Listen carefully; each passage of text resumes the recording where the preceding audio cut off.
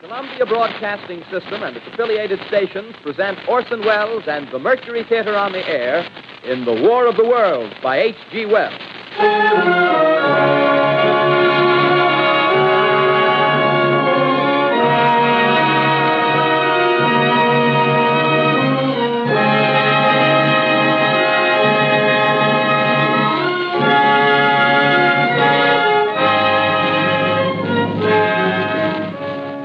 Ladies and gentlemen, the director of the Mercury Theater and star of these broadcasts, Orson Welles.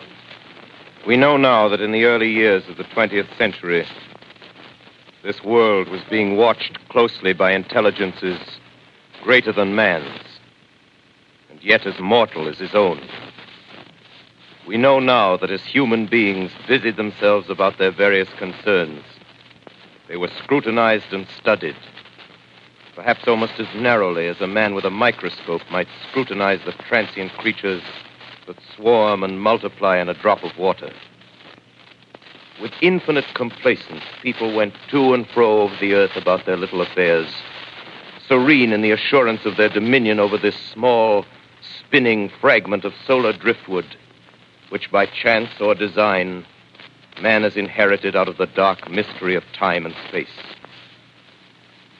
Yet across an immense ethereal gulf, minds that are to our minds as ours are to the beasts in the jungle, intellects vast, cool, and unsympathetic, regarded this earth with envious eyes and slowly and surely drew their plans against us.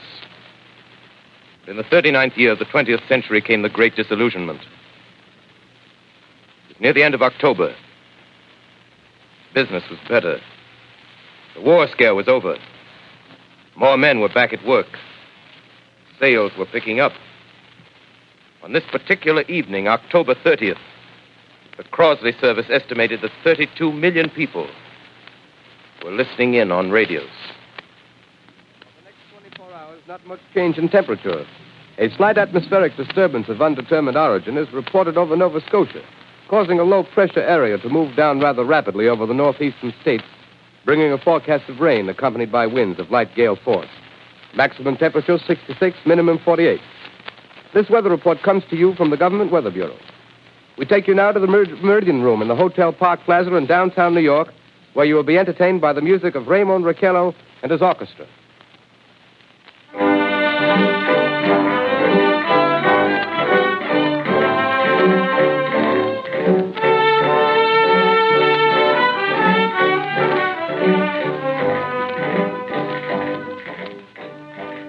From the Meridian Room in the Park Plaza Hotel in New York City, we bring you the music of Raymond Raquello and his orchestra.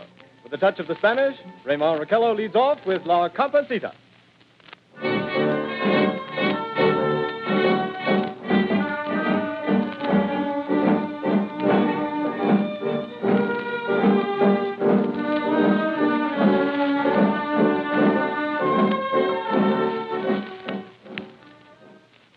Ladies and gentlemen, we interrupt our program of dance music to bring you a special bulletin from the Intercontinental Radio News.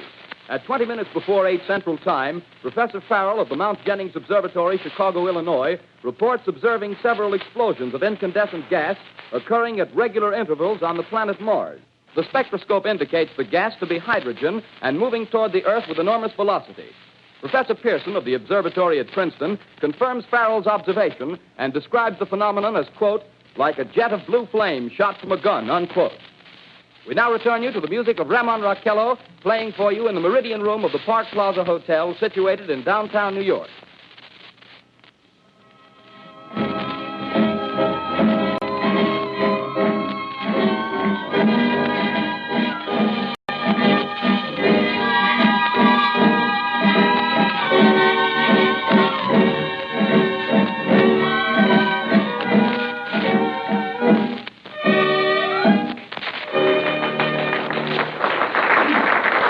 And now a tune that never loses favor, the ever-popular Stardust, Raymond Raquello and his orchestra.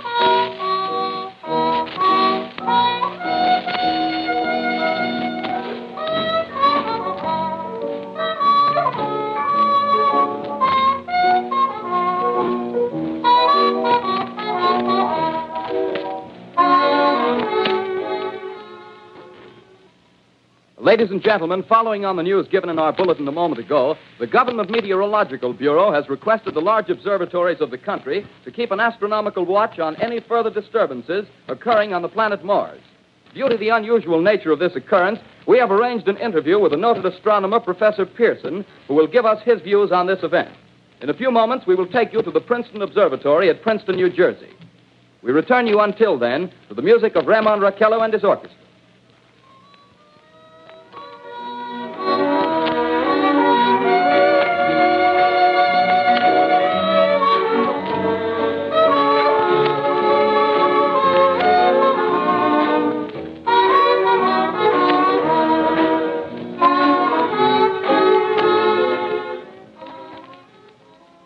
We are ready now to take you to the Princeton Observatory at Princeton, where Carl Phillips, our commentator, will interview Professor Richard Pearson, famous astronomer. We take you now to Princeton, New Jersey. Good evening, ladies and gentlemen. This is Carl Phillips speaking to you from the observatory at Princeton. I'm standing in a large semicircular room, pitch black except for an oblong split in the ceiling. Through this opening, I can see a sprinkling of stars that cast a kind of frosty glow over the intricate mechanism of the huge telescope. The ticking sound you hear is the vibration of the clockwork. Professor Pearson stands directly above me on a small platform, peering through the giant lens. I'll ask you to be patient, ladies and gentlemen, during any delay that may arise during our interview. Besides the ceaseless watch of the heavens, Professor Pearson may be interrupted by telephone or other communications. During this period, he is in constant touch with the astronomical centers of the world. Professor, may I begin our questions? Any time, Mr. Phillips. Professor, would you please tell our radio audience exactly what you see as you observe the planet Mars through your telescope? Nothing unusual at the moment, Mr. Phillips. A red disk swimming in a blue sea. Transverse stripes across the disk. Quite distinct now because Mars happens to be at the point nearest the Earth, in opposition, as we call it. In your opinion, what do these transverse stripes signify, Professor Pearson? Not canals, I can assure you, Mr. Phillips. Although that's the popular conjecture of those who imagine Mars to be inhabited. From a scientific viewpoint, the stripes are merely the result of atmospheric conditions peculiar to the planet. Then you're quite convinced, as a scientist, that living intelligence as we know it does not exist on Mars? I should say the chances against it are 1,000 to 1. And yet, how do you account for these gas eruptions occurring on the surface of the planet at regular intervals? Phillips, I cannot account for it. By the way, Professor, for the benefit of our listeners, how far is Mars from the Earth? Approximately 40 million miles. Well, that seems a safe enough distance. Thank you. Just a moment, ladies and gentlemen. Someone has just handed Professor Pearson a message. While he reads it, let me remind you that we are speaking to you from the observatory in Princeton, New Jersey, where we are interviewing the world-famous astronomer, Professor Pearson. One moment, please. Professor Pearson has passed me a message which he has just received. Professor, may I read the message to the listening audience? Certainly, Mr. Phillips. Ladies and gentlemen, I shall read you a wire addressed to Professor Pearson from Dr. Gray of the Natural History Museum, New York. Quote, 9:15 p.m. Eastern Standard Time. Seismograph registered shock of almost earthquake intensity occurring within a radius of 20 miles of Princeton. Please investigate. Signed, Lloyd Gray, Chief of Astronomical Division. Unquote. Professor Pearson, could this occurrence possibly have something to do with the disturbances observed on the planet Mars? Hardly, Mr. Phillips. This is probably a meteorite of unusual size, and its arrival at this particular time is merely a coincidence. However, we shall conduct a search as soon as daylight permits. Thank you, Professor. Ladies and gentlemen, for the past 10 minutes, we've been speaking to you from the observatory at Princeton, bringing you a special interview with Professor Pearson, noted astronomer. This is Carl Phillips speaking. We are returning you now to our New York studio.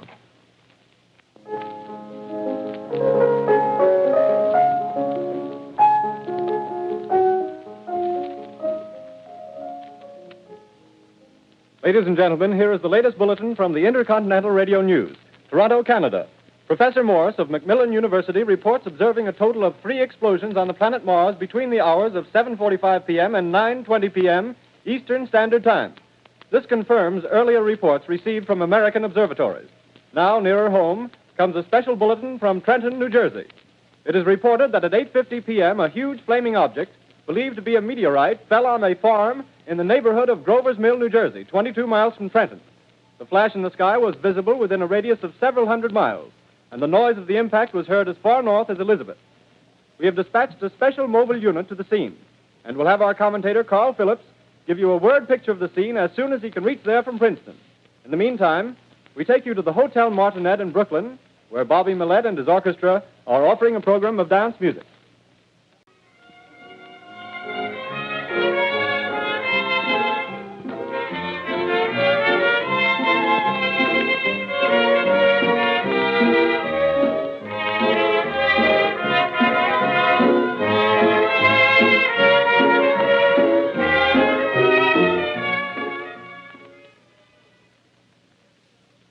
We take you now to Grover's Mill, New Jersey. Ladies and gentlemen, this is Carl Phillips again, out at the Wilmot Farm, Grover's Mill, New Jersey. Professor Pearson and myself made the 11 miles from Princeton in 10 minutes.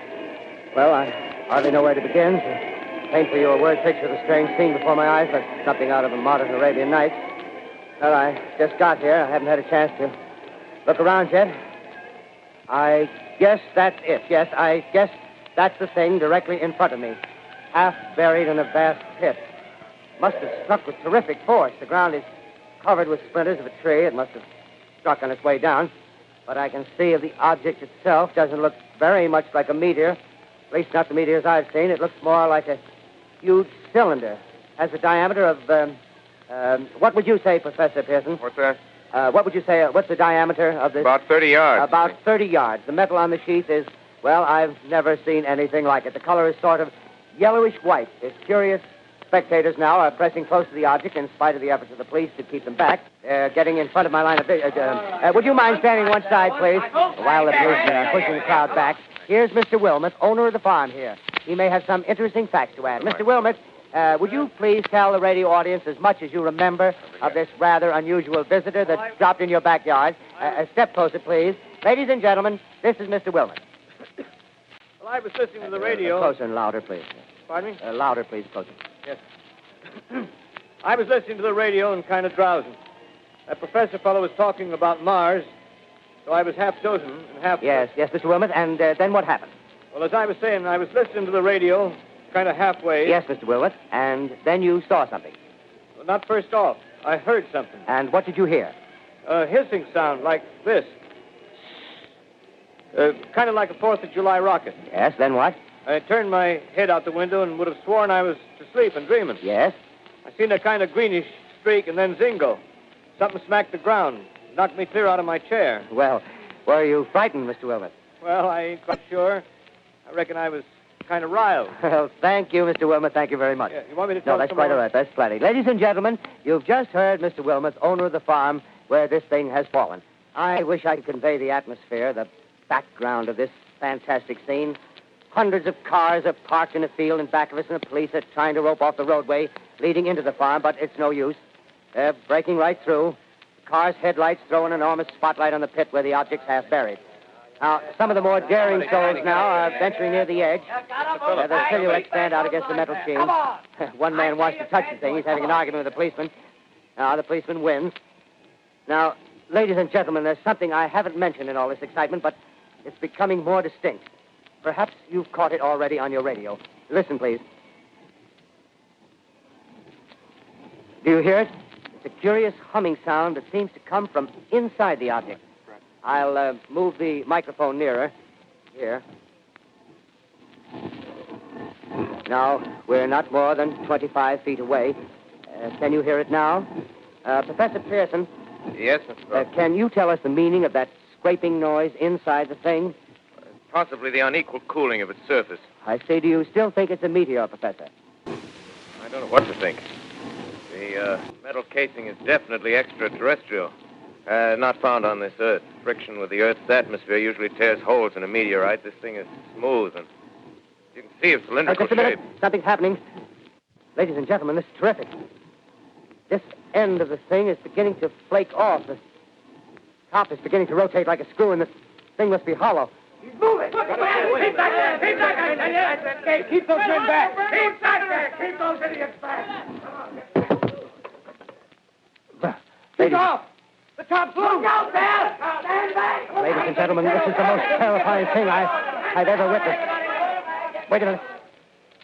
Someone's crawling someone or something. I can see turning out of that black hole two luminous discs. The eyes, it might be a face, might be almost Good heavens, something wriggling out of the shadow like a gray snake. Now it's another one, and another one, and another one. They look like tentacles to me. Oh, yeah, I can see the thing's body now. It's large as a bear. It glistens like wet leather, but that face, ladies and gentlemen, it's indescribable. I can hardly force myself to keep looking at it. It's so awful. The eyes are black, and they gleam like a serpent. The mouth is kind of V-shaped with saliva dripping from its rimless lips. It seems to quiver and pulsate, and the monster, or whatever it is, can hardly move. It seems weighed down by possibly gravity or something. The thing's rising up now, and the crowd falls back. They've seen plenty. The most extraordinary experience, ladies and gentlemen. I can't find words. Well, I'll pull this microphone with me as I talk. I'll have to stop the description until I can take a new position. Hold on, will you, please? I'll be right back in a minute. We are bringing you an eyewitness account of what's happening on the Wilmuth Farm, Grover's Mill, New Jersey.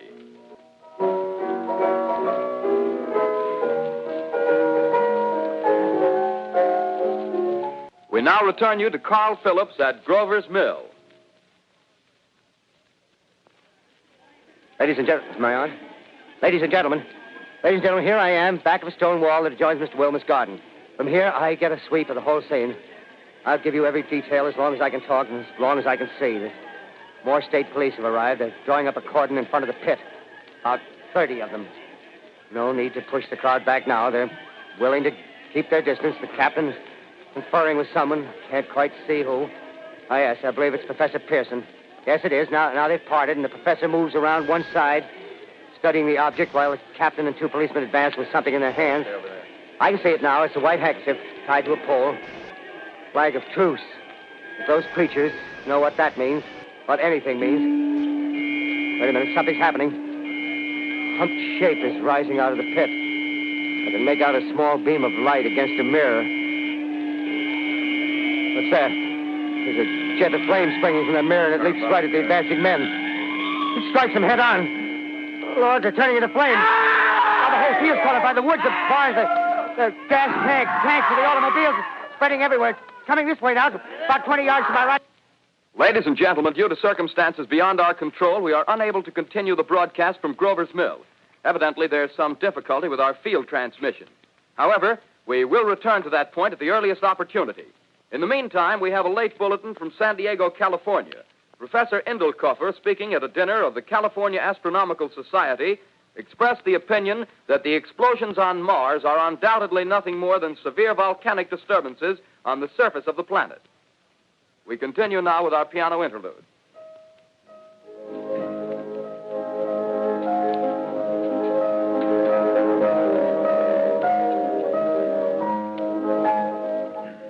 Ladies and gentlemen, I've just been handed a message that came in from Grover's Mill by telephone. Just one moment, please. At least 40 people, including 6 state troopers, lie dead in a field east of the village of Grover's Mill. Their bodies burned and distorted beyond all possible recognition. The next voice you hear will be that of Brigadier General Montgomery Smith, commander of the state militia at Trenton, New Jersey. I have been requested by the governor of New Jersey to place the counties of Mercer and Middlesex as far west as Princeton and east to Jamesburg under martial law. No one will be permitted to enter this area except by special pass issued by state or military authorities. 4 companies of state militia are proceeding from Trenton to Grover's Mill and will aid in the evacuation of homes within the range of military operations. Thank you. You have just been listening to General Montgomery Smith, commanding the state militia at Trenton. In the meantime, further details of the catastrophe at Grover's Mill are coming in. The strange creatures, after unleashing their deadly assault, crawled back in their pit and made no attempt to prevent the efforts of the firemen to recover the bodies and extinguish the fire. The combined fire departments of Mercer County are fighting the flames which menace the entire countryside. We have been unable to establish any contact with our mobile unit at Grover's Mill, but we hope to be able to return you there at the earliest possible moment. In the meantime, we take you to... Just one moment, please. Ladies and gentlemen, I have just been informed that we have finally established communication with an eyewitness of the tragedy.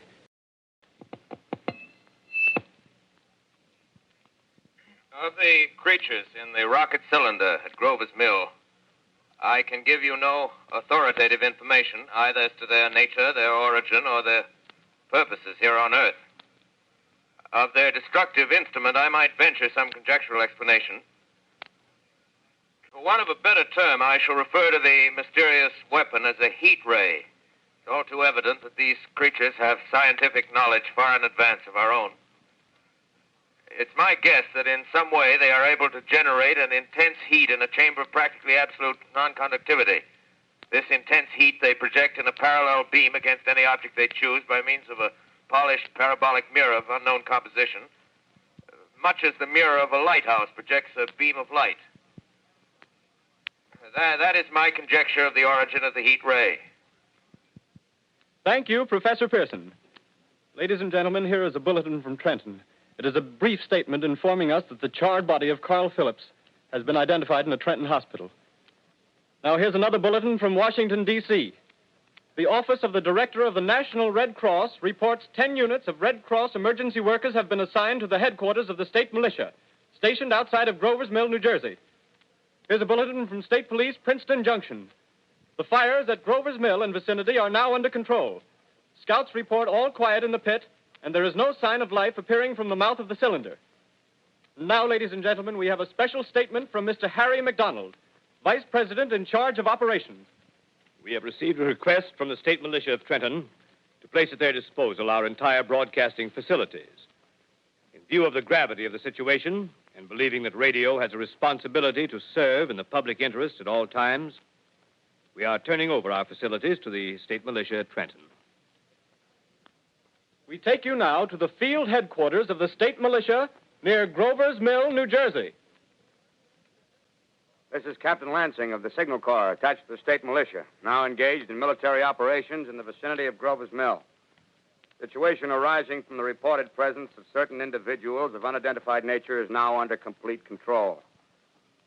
The cylindrical object, which lies in a pit directly below our position, surrounded on all sides by 8 battalions of infantry, without heavy field pieces, but adequately armed with rifles and machine guns. All cause for alarm, if such cause ever existed, is now entirely unjustified.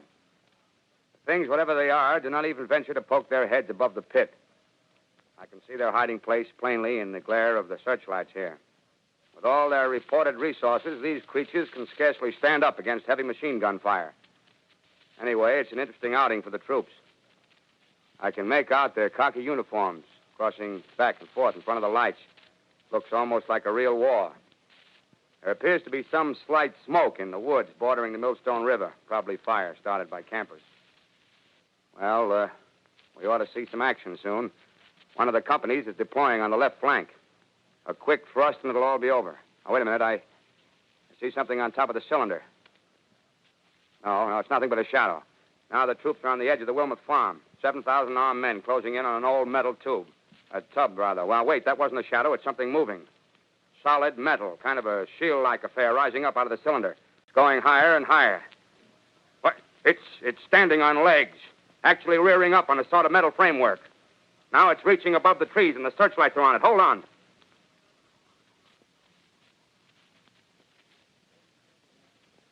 Ladies and gentlemen, I have a grave announcement to make. Incredible as it may seem, both the observations of science and the evidence of our eyes lead to the inescapable assumption that those strange beings who landed in the Jersey farmlands tonight are the vanguard of an invading army from the planet Mars. The battle which took place tonight at Grover Mills has ended in one of the most startling defeats ever suffered by an army in modern times. 7,000 men armed with rifles and machine guns pitted against a single fighting machine of the invaders from Mars. 120 known survivors. The rest strewn over the battle area from Grover's Mill to Plainsboro, crushed and trampled to death under the metal feet of the monster, or burned to cinders by its heat ray. The monster is now in control of the middle section of New Jersey and has effectively cut the state through its center. Communication lines are down from Pennsylvania to the Atlantic Ocean. Railroad tracks are torn and service from New York to Philadelphia discontinued, except routing some of the trains through Allerton and Phoenixville.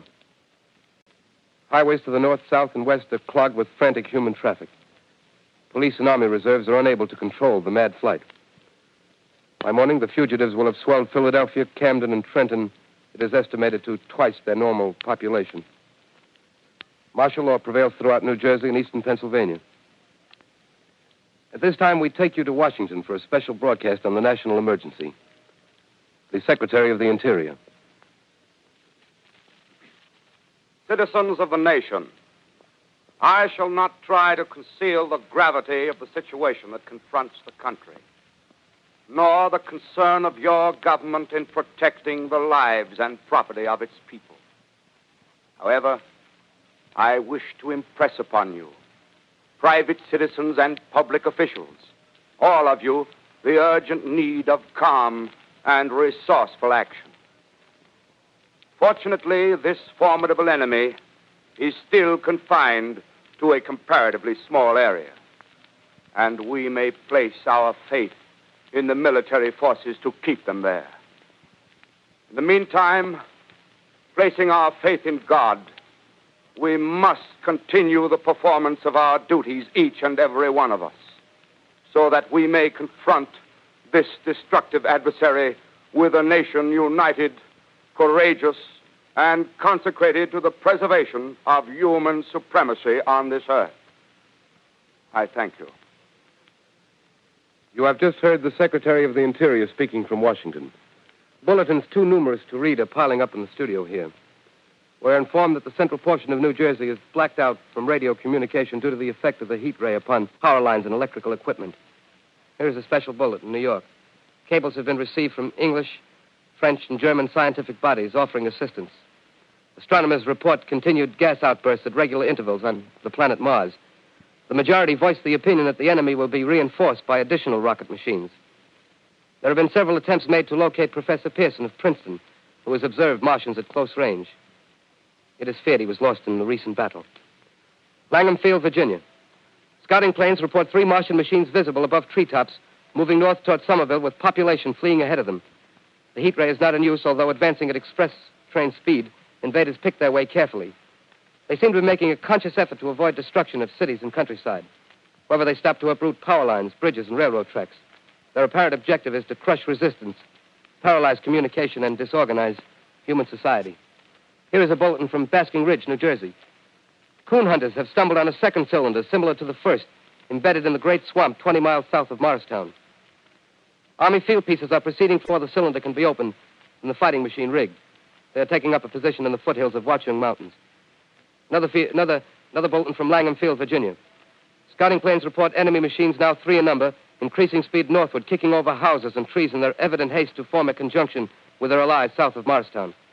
Machines also sighted by telephone operator east of Middlesex within 10 miles of Plainfield.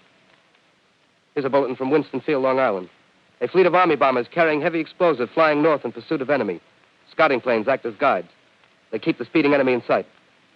Just a moment, please, ladies and gentlemen. We've run special wires to the artillery line and adjacent villages to give you direct reports in the zone of the advancing enemy. First, we take you to the battery of the 22nd Field Artillery, located in the Watchung Mountains. Range 32 meters. 32 meters. Projection 39 degrees. 39 degrees. Fire.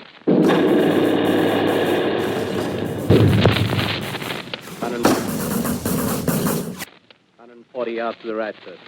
Shift range 31 meters. 31 meters. Projection 37 degrees. 37 degrees. Fire.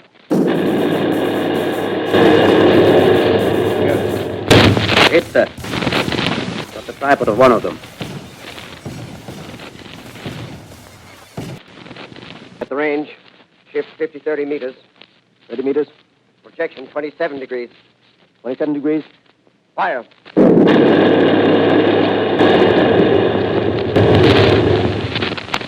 Can't see the shell land, sir.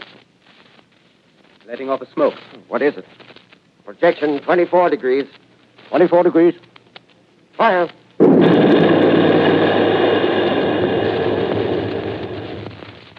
Still can't see, sir. Smoke's coming nearer. Get the range. 50 feet.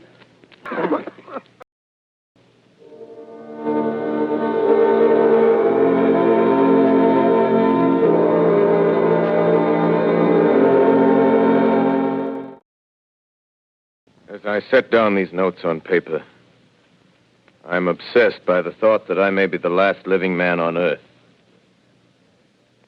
I've been hiding in this empty house near Grover's Mill, a small island of daylight cut off by the black smoke from the rest of the world.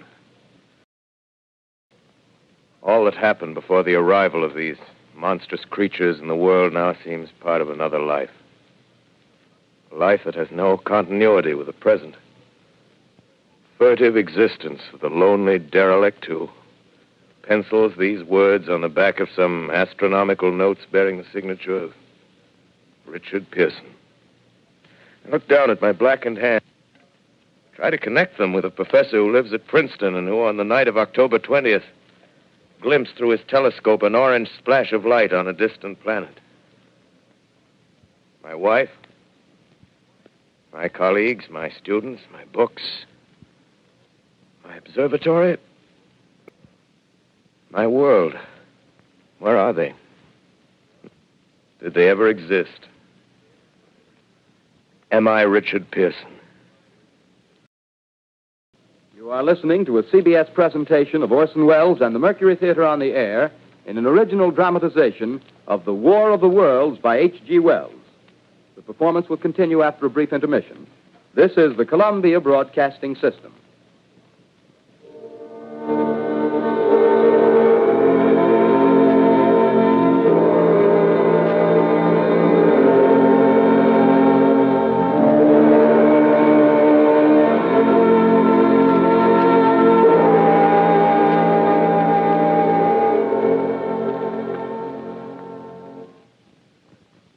As I set down these notes on paper, I'm obsessed by the thought that I may be the last living man on Earth. I've been hiding in this empty house near Grover's Mill, a small island of daylight cut off by the black smoke from the rest of the world. All that happened before the arrival of these monstrous creatures in the world now seems part of another life. A life that has no continuity with the present. Furtive existence of the lonely derelict who pencils these words on the back of some astronomical notes bearing the signature of Richard Pearson. I look down at my blackened hand and I try to connect them with a professor who lives at Princeton and who, on the night of October 20th, glimpsed through his telescope an orange splash of light on a distant planet. My wife, my colleagues, my students, my books, my observatory, my world. Where are they? Did they ever exist? Am I Richard Pearson? What day is it? Do days exist without calendars? Does time pass when there are no human hands left to wind the clocks? In writing down my daily life, I tell myself I shall preserve human history between the dark covers of this little book that was meant to record the movements of the stars. But to write, I must live, and to live, I must eat. Find moldy bread in the kitchen and an orange not too spoiled to swallow. Keep watch at the window. Time to time, I catch sight of a Martian above the black smoke. Smoke still holds the house in its black coil, but at length there's a hissing sound, and suddenly I see a Martian mounted on his machine, spraying the air with a jet of steam as if to dissipate the smoke. I watch in a corner as his huge metal legs nearly brush against the house. Exhausted by terror, I fall asleep.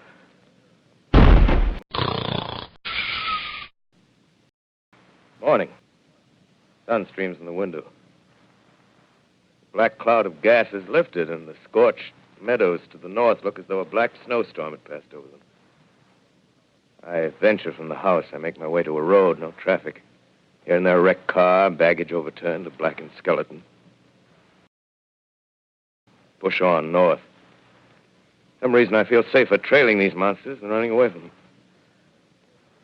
And I keep a careful watch. I've seen the Martians feed. One of their machines appear over the top of trees. I'm ready to fling myself flat on the earth. I come to a chestnut tree. Chestnuts are ripe. Fill my pockets. I must keep alive. 2 days I wander in a vague northerly direction through a desolate world. Finally, I notice a living creature. A small red squirrel in a beech tree. I stare at him and wonder. He stares back at me. Next day, I come to a city. City vaguely familiar in its contours, yet its buildings strangely dwarfed and leveled off as if a giant had sliced off its highest towers with a capricious sweep of his hand. Reached the outskirts. I found Newark. Newark, undemolished but humbled by some whim of the advancing Martians. Presently, with an odd feeling of being watched, I caught sight of something crouching in a doorway. I made a step towards it, and it rose up and became a man. A man armed with a large knife. Stop! Where do you come from? I come from many places. A long time ago, from Princeton. Princeton, huh? That's near Grover's Mill. Yes. Grover's Mill. There's no food here. This is my country. All this end of town down the river. There's only food for one. Which way are you going? I don't know. I guess I'm looking for people. Hey, what was that? Did you hear something just then? No. Only a bird. A live bird. You get to know that birds have shadows these days. Say, we're in the open here. Let's crawl in this doorway here and talk. Have you seen any Martians? No. They're going over to New York. Night, the sky's alive with their lights, just as if people were still living in it. By daylight, you can't see them. 5 days ago, a couple of them carried something big across the flats from the airport. I think they're learning how to fly. Fly? Yeah, fly. Then it's all over with humanity. Stranger, there's still you and I. 2 of us left. Yeah. They got themselves in solid. They wrecked the greatest country in the world. Those green stars, they're probably falling somewhere every night. They've only lost one machine. There isn't anything to do. We're done. We're licked. Where were you? You're in a uniform. Yeah, what's left of it. I was in the militia. National Guard. That's good. There wasn't any war. Any more than there's war between men and ants. Yes, but we're eatable ants. I found that out. What'll they do to us? I thought it all out. Right now, we're caught as we're wanted.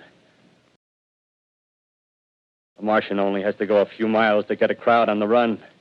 But they won't keep on doing that. They'll begin catching us systematic, like keeping the best and storing us in cages. Have you seen any Martians?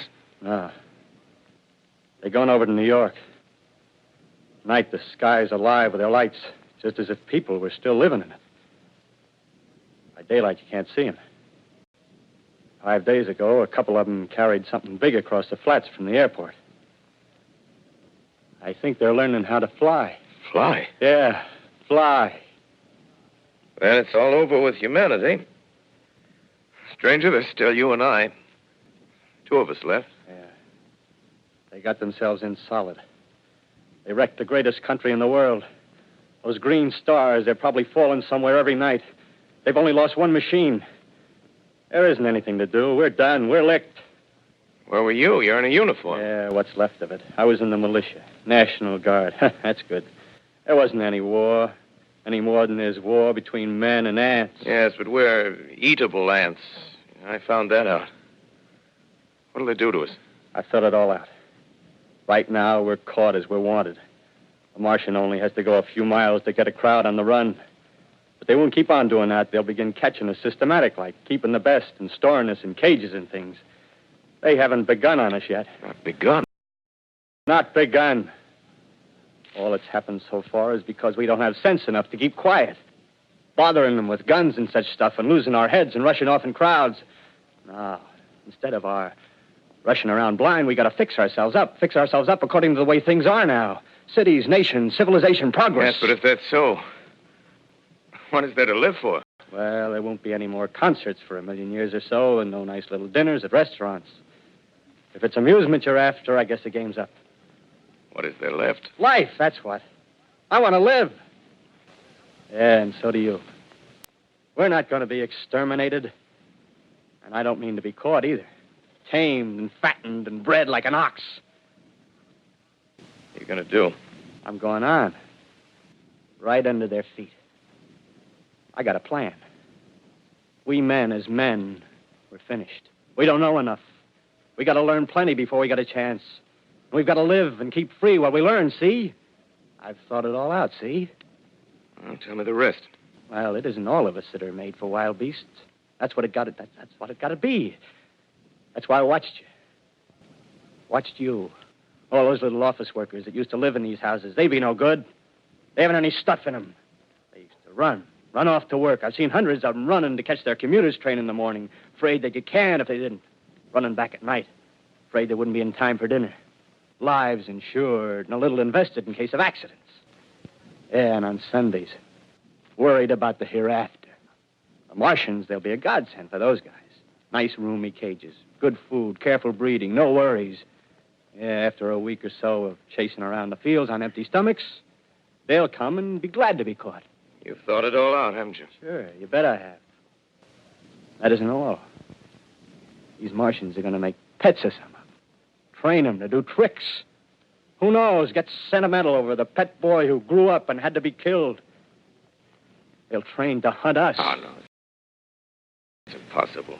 Human Yes, they will. There's men who do it gladly. In the meantime, you and I and others like us, where are we to live when the Martians own the Earth? I got it all figured out. We'll live underground. I've been thinking about the sewers. Under New York, there are miles and miles of them. The main ones, they're big enough for anybody. Then there's cellars, vaults, underground storerooms, railway tunnels, subways. You begin to see, huh? We'll get a bunch of strong men together. No weaklings. That rubbish, out. As you meant me to go. All right. Right. Give you a chance, didn't I? Won't quarrel about that. Go on. Well, we got to make safe places for us to stay in, see? Get all the books we can. Science books. That's where men like you come in, see? We raid the museums. We'll even spy on the Martians. May not be so much we have to learn before... Listen. Just imagine this. 4 or 5 of their own fighting machines suddenly start off. Heat rays right and left. Not a Martian in them. Not a Martian in them, see? But men. Men who've learned the way how. May even be in our time. Gee. Imagine having one of them lovely things with a heat ray wide and free. We'd turn it on Martians. We'd turn it on men. We'd bring everybody down on their knees. That's your plan. You, me. We'd own the world. I see. Hey, what's the matter? Where are you going? Not to your world. Bye, stranger. Well, after parting with the artilleryman, I came at last to the Holland Tunnel, entered that silent tube, anxious to know the fate of the great city on the other side of the Hudson. Cautiously, I came out of the tunnel and made my way up Canal Street. Reached 14th Street, and there again were black powder and several bodies and an evil, ominous smell from the gratings of the cellars of some of the houses. I wandered up through the 30s and 40s, stood alone on Times Square, caught sight of a lean dog running down 7th Avenue with a piece of dark brown meat in his jaws and a pack of starving mongrels at his heels. Made a wide circle around me as though he feared I might prove a fresh competitor. Walked up Broadway in the direction of that strange powder, past silent shop windows, displaying their mute wares to empty sidewalks. Past the Capitol Theater, silent, dark. Past a shooting gallery where a row of empty guns faced an arrested line of wooden ducks. Near Columbus Circle, I noticed models of 1939 motor cars in the showrooms facing empty streets. Over the top of the General Motors building, I watched a flock of black birds circling in the sky. Hurried on. Suddenly, I caught sight of the hood of a Martian machine, standing somewhere in Central Park, gleaming in the late afternoon sun. An insane idea. I rushed recklessly across Columbus Circle and into the park. I climbed a small hill above the pond at 60th Street, and from there I could see standing in a silent row along the mall 19 of those great metal titans, their cowls empty, their steel arms hanging listlessly by their sides. I looked in vain for the monsters that inhabit those machines. Suddenly, my eyes were attracted to the immense flock of black birds that hovered directly below me. They circled to the ground. And there before my eyes, stark and silent, lay the Martians with the hungry birds pecking and tearing brown shreds of flesh from their dead bodies. Later, when their bodies were examined in laboratories, it was found that they were killed by the putrefactive and disease bacteria against which their systems were unprepared. Slain, after all, man's defenses had failed by the humblest thing that God, His wisdom, has put upon this earth. Before the cylinder fell, there was a general persuasion that through all the deep of space, no life existed beyond the petty surface of our minute sphere. Now we see further. Dim and wonderful is the vision I've conjured up in my mind of life spreading slowly from this little seedbed of the solar system throughout the inanimate vastnesses of sidereal space. But a remote dream. Maybe that the destruction of the Martians is only a reprieve to them and not to us. Is the future ordained, perhaps? Strange it now seems to sit in my peaceful study at Princeton, writing down this last chapter of the record, begun at a deserted farm in Grover's Mill. Strange to watch children playing in the streets. Strange to see young people strolling on the green where the new spring grass heals the last black scars of a bruised earth. Strange to watch the sightseers enter the museum where the dissembled parts of a Martian machine are kept on public view. Strange when I recall the time when I first saw it. Bright and clean-cut, hard and silent under the dawn of that last great day.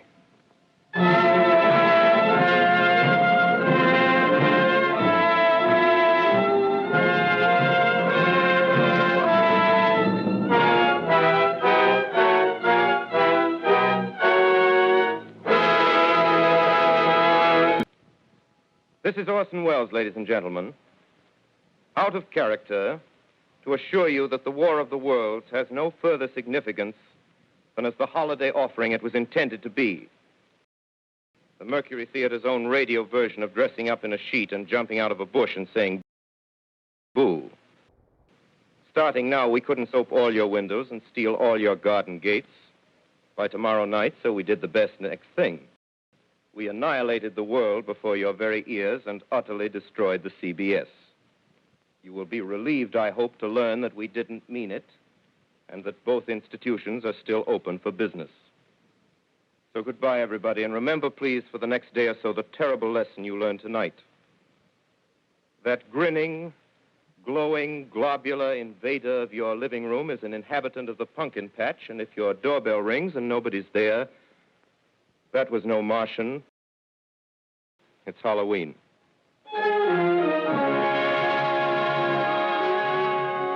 Tonight, the Columbia Broadcasting System and its affiliated stations coast to coast has brought you The War of the Worlds by H.G. Wells, the 17th in its weekly series of dramatic broadcasts featuring Orson Welles and the Mercury Theater on the air. Next week, we present a dramatization of 3 famous short stories. This is the Columbia Broadcasting System.